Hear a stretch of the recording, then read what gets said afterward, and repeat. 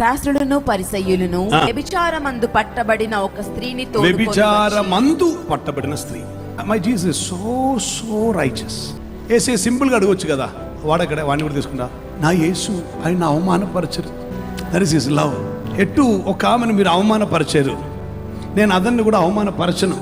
కానీ ఈ అవమానం ఉన్న బిడ్డకి నేను మాన్యత ఇస్తాను. ఆయన మీద నేరము మోపవలెనని ఆయనను శోధించుచు ఇలాగున అడిగిరి. వీరు ఏమేమిటంటే ఆమె మీద నేరం మోపడం కాదు, ఈమెను ఎరగా పెట్టి ఆయన పట్టుకోవాలండి. చేపను సృష్టించిన ఆయనకి నీవే ఎరవేస్తారా?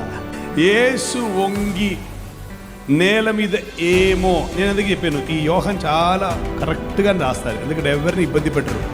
యాక్చువల్లీ ఏం రాసిందంటే, ఈయన వంగి May 11, 9:45 స్థలం.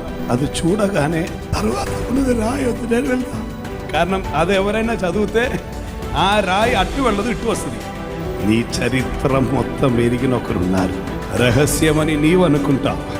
ఆయన పరస్యంగా రాస్తే మాత్రం ఫస్ట్ వచ్చిన రైట్ రెవరెండ్ డాక్టర్ బిషప్ వెళ్ళారు, రైట్ కాదు నువ్వు లెఫ్ట్ అయ్యారు.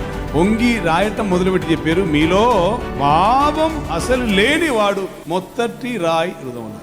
ఈయన ఏం రాస్తున్నారు చూడగానే